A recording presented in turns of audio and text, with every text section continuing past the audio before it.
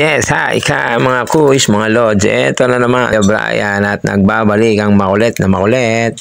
O, napakatindi naman yan. Nagsama-sama na naman si Mayora, si Boss Almir, at si Angelo. Ayan. Happy birthday sa iyo, Angelo. Pasensya ka na, Angelo. Medyo na-late na yung game mo. Kasi medyo ay na mga medyo nagkakaroon tayo ng malfunction.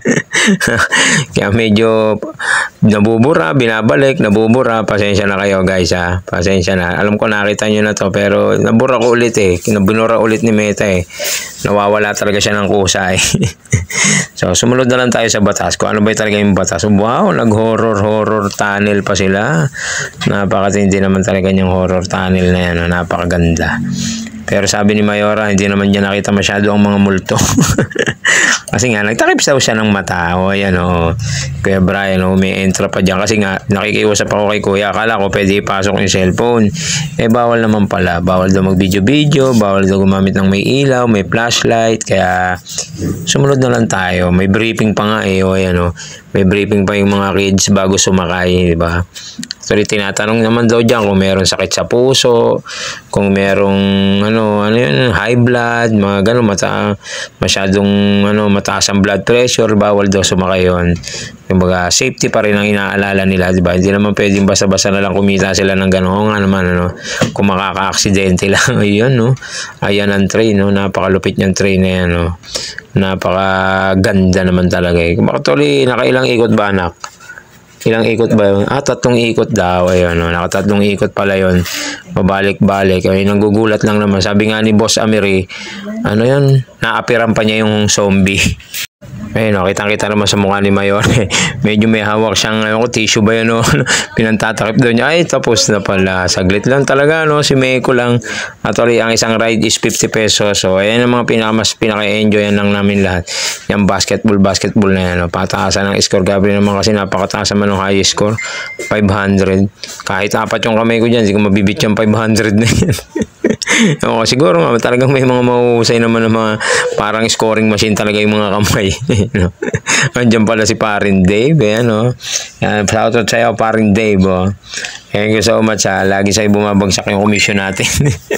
Huwag kang mag-alala sa susunod talaga, malaki na yung balato mo. Medyo barya-barya pa lang talaga yung commission ni Kuya Brian, di ba?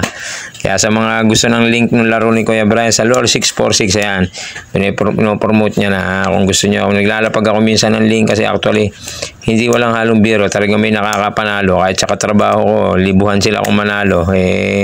Ganun talaga, tiyempo-tiyempuhan, talaga sabi nga nila, ako talo, ganun talaga.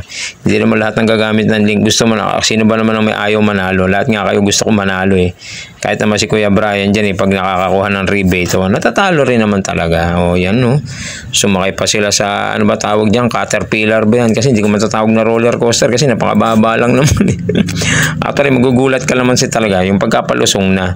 Pero yung medyo taas, yung bumabali-bali walang ganun-ganun, medyo simple lang.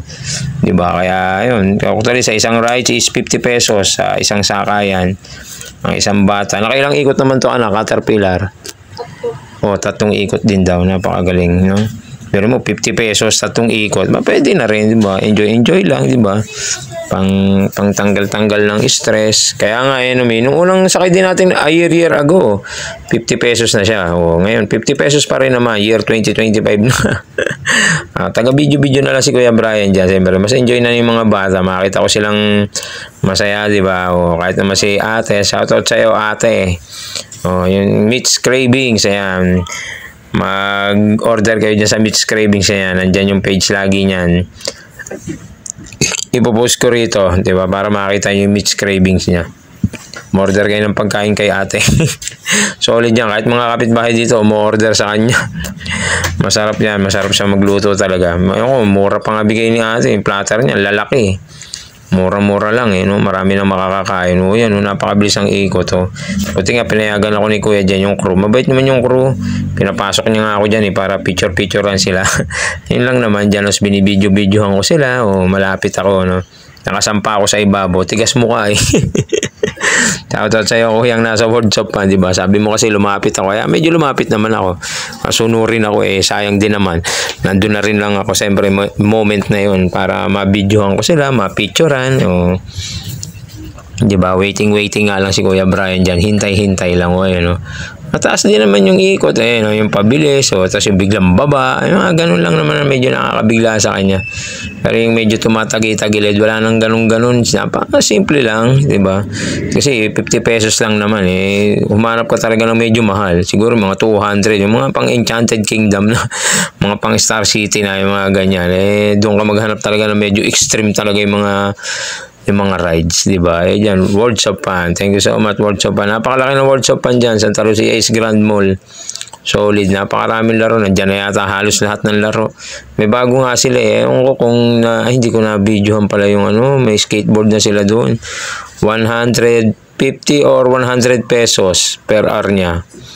Pwede na. Meron kang laruan ng skateboard. Makakapag-skateboard ka. Makikita mo yung talent mo. Yan. May mga pinulot-pulot pa na bola dyan, no? Sabi ko nga sa kanila, ibulsa niya, ay charot lang. Hindi masama yun. Huwag kayo mag-uwi ng bola. Mauubos yung bola nila dyan. Ayun, sinushoot yan. Tapos mananalo ka ng ticket. Typical, di ba? Napakaganda naman. Pambata lang talaga. Kaso pag ganyang araw kayo pumunta, anong araw ba kami pumunta? Sunday. Yan, napakaraming tao. Napakaraming tao talaga, sobra solid. Halos siksikan ng talagang halos di mabakante mga laruan niya. Ayan ba, nagpa-dart pa si paring Angelo dyan tsaka si Tito Tolit. Shoutout sa'yo, Tito Tolit, salamat sa libre mo sa amin na food, di ba? Ayan may dart pa dyan. Actually, ang prices niya nandoon sa may loob ng balloon yan. May nakalagay consolation prize, tapos may mga major prizes naman kasi. Siyempre, tiyempo lang, alin ba yung lobo dyan na mayroong major prizes, di ba? Sana naman talaga meron. Kasi napakaraming staff sa paligid, pero parang ewan ko hindi naman parang hindi mabawasan. Siguro baka nasa dulo-dulo doon mo makakuha yung tama kasi siyempre pagka tumira ka dyan, gusto mo lang naman makapagpaputok ng lobo. Di ba? Alam ko siyam na dart pin yung tinira ni Angelo dyan at saka ni Mayora. Di ba? Yung unang tira nga ni Mayora, laglag sa sahig Naku, napakababa. Sayang yung isang tira, no? Ang isang 9 pins yata is 100 pesos, yun. Merong 3 pins sa 50 pesos. Dito ka na sa 9 pieces, no? 9 pieces na pin, ang alam ko. Sa loob ng 100 pesos, yan. Pwede na. 100 pesos ba? 100, alam ko Ayan, may mga napanalunan naman, may keychain siyang napanalunan sa loob ng 100 pesos niya. Kaya kinukuha na ni ate yung mga tatamaan. Di ba? Kasi actually, nabasa ko dyan talaga, puro consolation, mga ganun lang. Congratulations. Diba? Yung consolation, meron silang ibinibigay na parang cream stick ba yun? Parang may cheese na sa loob. Na masarap naman yung tig-pipiso sa tindahan pinupulot niya ate. Ipapabasa nila sa iyo yung papel, andyan yung mga mapapanalunan pinagkakaguluhan namin di ba? Sabi nga ni ate, ganun talaga. Kung ano yung matamaan mo, yun ang premyo mo. Ayan di ba? Yun, nyek. Walang napanalunan. Meron naman. Sabi kaya, napakaliit na keychain, di ba? Pwede na yan. Sa 100 pesos, di ba? At least meron, kesa wala, di ba? Napakaganda rin naman talaga ng keychain na yan, di ba? Nagmaneho pa si Mayora. Saan ba pupunta si Mayora dito nga pa? Nag-drive sila ba? Naka-backride, naka-angkas pa si Angelo. Si Mayora yung nagdadrive. Tingnan mo naman. Focus na sa pagdadrive. Pala si paring Dave nasa kabila din. Nagdadrive din. Maganda sana siguro nagkakarera. Dapat silang dalawa yung magkalaban. Di ba nagkakalaban yun? Yung magkatabi? Yung sa karera ng kotse? Hindi. Hindi nagkakalaban, no? Nakita sana happy birthday sa'yo, Angelo. Pasensya ka na, sobrang late na yung upload ni Kuya Brian. I'm very sorry, ayan. Shoutout sa'yo, Kuya Kim, diba? Food trip kami ni Kuya Kim dyan. Di ba? At saka dyan, sa family ni Tito Tolit, sa mga anak niya, shoutout sa inyo, at sa kanyang nanay, sa kanyang mami, na galing from Cavite, yan, galing pa ng Cavite, yan, makakain lang ng, sa Greenwich dyan. Actually, ang pinuntahan nila kasi, si Angelo, kasi nga, birthday ni paring Angelo, 9th birthday ni paring Angelo, ayan, kinanta-kantahan namin niya si paring Angelo, hindi pa pwedeng walang kanta-kantahan niya, Wow, napakagat na ng pizza si Angelo. Hindi pa pagkatapos ng kantahan. Wow, napakasarap naman. May gravy pa yan, spaghetti, pizza, chicken, kanin, ayan, napalaban na kami ng kainan dyan. Hindi naman tayo papatalo sa kainan. Siyempre, titikman ni Kuya Brian yan. Masarap ang pizza ng Greenwich talaga. Masarap. Medyo nakulangan lang ako sa chicken nila kasi siyempre, nagkakaroon ako ng comparison kasi si Jollibee at saka si McDonald's, medyo nag-improve na yung chicken nila. Talagang medyo super laki. Malalaki talaga yung mga chicken nila. Pero yung sa Greenwich, hindi ko masabing malaki. Pero okay naman, masarap. Pero i-relate talaga sila. Masarap sa kanila is pizza. At saka yung spaghetti nila, solid. Ayan. Masarap ang pizza nila sa spaghetti. Pero ako nasasarapan talaga ako sa manok niya. Pero yung araw na yan, medyo hindi ako ganun na satisfied sa bigay nilang chicken sa amin. Maliliit, tas medyo dark pa yung kulay, ganun, medyo brown na brown talaga. Hindi ko alam kung nasunog ba yan o na-overcook, di ba? Siguro nga maraming tao, pero masarap naman siya, masarap. Pero ang satisfied ko sa kanya, masarap ang pizza nila. At saka yung spaghetti nila. Solid na sarap ng spaghetti nila, di ba? Hindi ko nga magaya-gaya kasi nga yan, si Mayora, nakailang kanin si Mayora diyan, nakadalawa, Diyos ko. Kumain pa hindi yung spaghetti tinake-out pala niya, sa yung natira ng chicken, ganyan niya si Mayora. Hindi niya talaga uubusin lahat kasi pag uwi niya sa bahay, mang-iinggit siya. Gusto niya meron siya napapapak-papak-pak.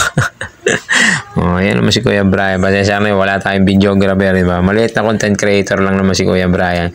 Na kahit pa paano, nangangarap niya, diba? Maging successful tayo. Sana in the future, diba? Ma-achieve natin yung gusto natin talaga mangyari dito sa Facebook na to kay Page P. Diba? Meta, baka naman. Sumeldo na si Kuya Brian dyan. Si Kuya Brian naman lilibre sa buong barangay. Diba? Sa lahat ng followers ni Kuya Brian, diba? Ililibre ko lahat sa Greenwich yan. Diba? Yan, diba? Solo-solo na si Kuya Brian dyan, diba?